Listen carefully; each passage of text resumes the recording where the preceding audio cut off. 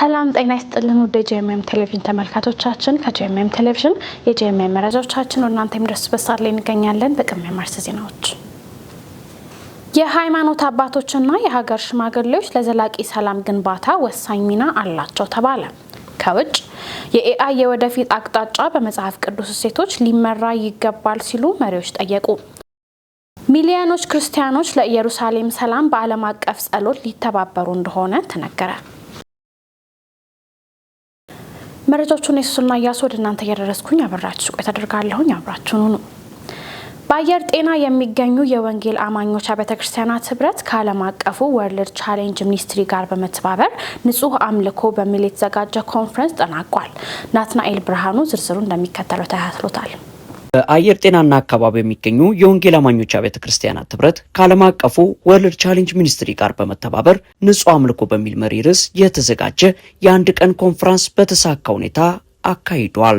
ይህ ንጹህ አምልኮ ትክክለኛ የሆነ የቤተ ክርስቲያን መልክ በመሆኑ ሊዘነጋ አይገባም በማለት የወርልድ ቻሌንጅ ኢትዮጵያ ዳይሬክተር የሆኑት አቶ ፊሊጶስ ሰለሞን መልእክትን በማስተላለፍ ፕሮግራሙን አስጀምረዋል። ይህ ወርልድ ቻሌንጅ የተባለ ሚኒስትሪ በተለያየ ዓለም ላይ ይህንን እንቅስቃሴ እያሰፋ እንገኛለን። ይሄ ንጹህ አምልኮ በክርስቲያን ህይወት ውስጥ ይሄ ንጹህ አምልኮ በቤተ ክርስቲያን ልብ ውስጥ መተከል አለበት። ምክንያቱም የቸርች መልክ ነው።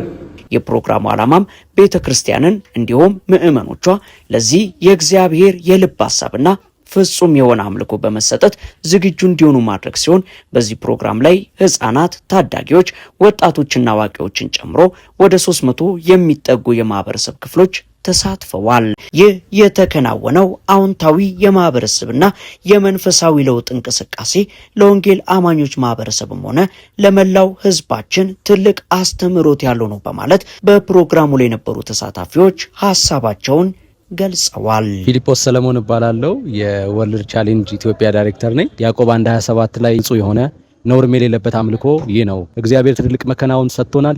እርግጠኛ ነን ከዚህ ፕሮግራም በኋላ ብዙ ህፃናት እንባቸውን የሚያብስ ከመንገድ የሚያነሳቸው ሰው እንዳለ ተስፋችን ለምልሟል። ዛሬ በጣም ድንቅ የሆነ ፕሮግራም አድርገናል። ላጃልባ የሆኑትን ህፃናቶችንና ባሎቻቸው የሞቱባቸውን መበለቶችን ከማሰብ አንጻር ዲስከሽን ነበረን። በጣም ደስ ብሎናል። በጣም የሚገርም ቀን ነበረ። ብዙዎች መድረስ አለብን ብለው ነው የወጡትና እግዚአብሔር የተመሰገነ ይሁን። 4 ሞዴሎች ነው ዛሬ ላይ ወርክሾፑን ያደረግነው በህግ፣ በሳይኮሎጂ፣ በሶሻል ወርክና እንዲሁም በቲዮሎጂ። ይህንን ትልቅና ዋና የሆነውን ከጌታ የተቀበልነውን ትክክለኛና እውነተኛውን ነገር ለመወጣት በሁሉ ውስጥ የገባው ሸክም ቀላል አይደለም። የተላለፈው መልእክት ሁሉም ጋር ተደራሽ ሆኗል ብዬ አስባለሁኝ። ይህንን ንጹህ አምልኮ ስናደርግ እግዚአብሔር አብ በዚህ ደስ ይሰኛል። እግዚአብሔር ረድቶናል፣ ድንቅ ነገር አድርጎልናል። እጅግ በጣም ስኬታማ ነን ብለን እናስባለን። ለዘገባው ናትናኤል ብርሃኑ።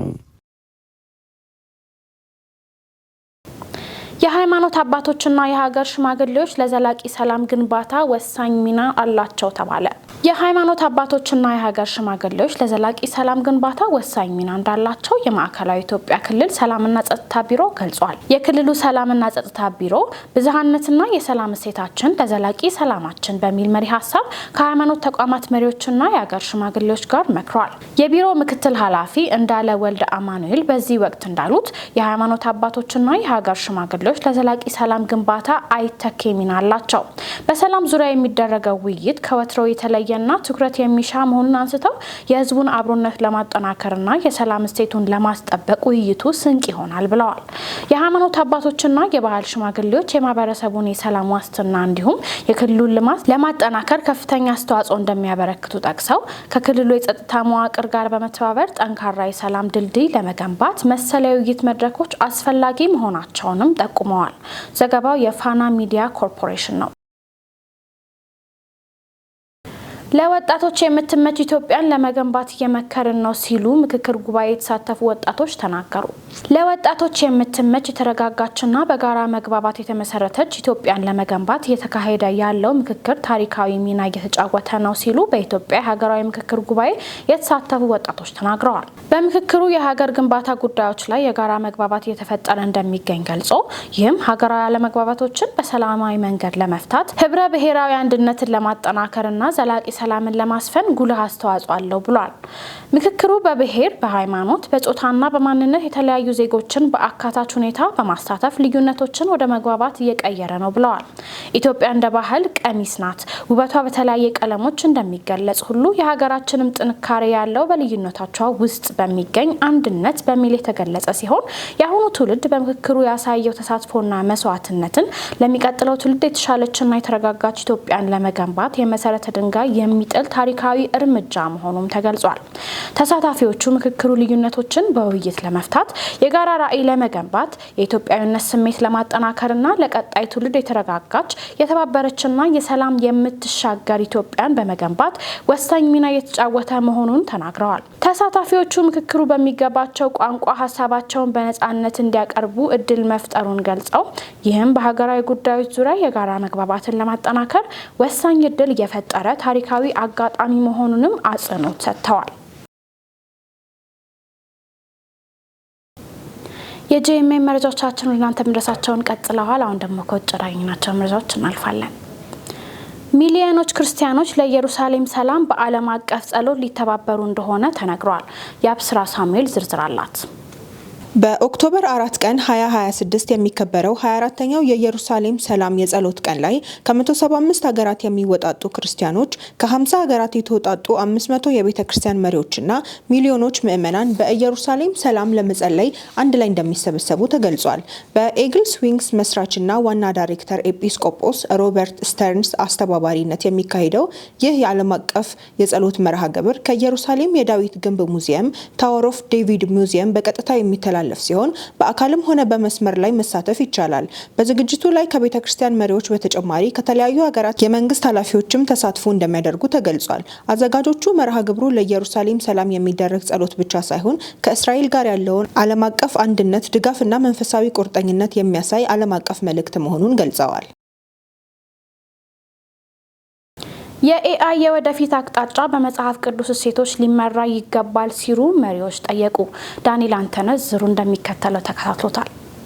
በለንደን በተካሄደው ሚሽን ኤአይ ሰሚት ላይ የተሰበሰቡ የክርስቲያን መሪዎች አርቲፊሻል ኢንተለጀንስ ወይም ኤአይ ለወንጌል አገልግሎት አዳዲስ እድሎችን እየፈጠረ ቢሆንም ክርስቲያኖች የቴክኖሎጂ ወደፊት አቅጣጫ በመጽሐፍ ቅዱስ እሴቶች እንዲመራ ከአሁኑ ጀምሮ ንቁ ሚና ሊወስዱ እንደሚገባም አሳስበዋል። በሲሊኮን ቫሊ የሚያገለግሉት ፓስተር ፖል ቴይለር ኤአይ ሰዎች ሰው መሆን ማለት ምንድን ነው የሚለውን መሰረታዊ ጥያቄ እንዲያነሱ እያነሳሳ መሆኑንም ገልጸዋል። እንደሳቸው ገለጻም ይህ ለቤተ ክርስቲያን ወንጌልን ለማብራራትና ሰዎችን ወደ እግዚአብሔር ለመምራት ልዩ ድልም ፈጥሯል። ፓስተር ቴይለር ከሀጌ መጽሐፍ በመነሳትም ቤተ ክርስቲያን ኤአይን በመመልከት ሶስት ሚናዎችን መወጣት እንዳለባትም ገልጸዋል። የሚሽን ኤአይ ዋና ስራ አስፈጻሚ ኬቨን ቤኔትም ቤተ ክርስቲያን የኤአይ አብዮትን በመጽሐፍ ቅዱስ እሴቶች እንዲመራ አስፈላጊውን ሚና እንድትወስድም ጥሪያቸውንም አቅርበዋል። መሪዎቹ በመጨረሻም ኤአይን እንደ ስጋት ብቻም ሳይሆን ሰዎችን ስለ ሰውነት፣ ስለ እግዚአብሔርና ስለ ሕይወት ትርጉም ወደ ጥልቅ ውይይት ለማምጣትም የሚያስችል ትልቅ ዕድል መሆኑንም ገልጸዋል።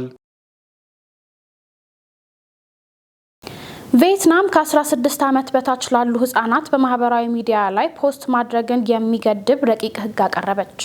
ቪየትናም ከ16 ዓመት በታች ያሉ ህጻናት በማህበራዊ ሚዲያ ላይ ፖስት ማድረግ፣ አስተያየት መስጠት እና ይዘት ማጋራትን የሚከለክል ረቂቅ ህግ አቅርባለች። በረቂቁ መሰረት ህጻናት ይዘቶችን ማየት ብቻ ይችላሉ። አካውንታቸውን በወላጅ ወይም በአሳዳጊ መረጃ እንዲከፈት ይጠየቃል። ባለስልጣናት እርምጃው ህጻናትን ከሳይበር ጥቃት፣ ከኦንላይን ማጭበርበርና ከሌሎች የዲጂታል አደጋዎች ለመጠበቅ መሆኑን ገልጸዋል። ሆኖም ረቂቁ እስካሁን የመጨረሻ ውሳኔ አላገኘም።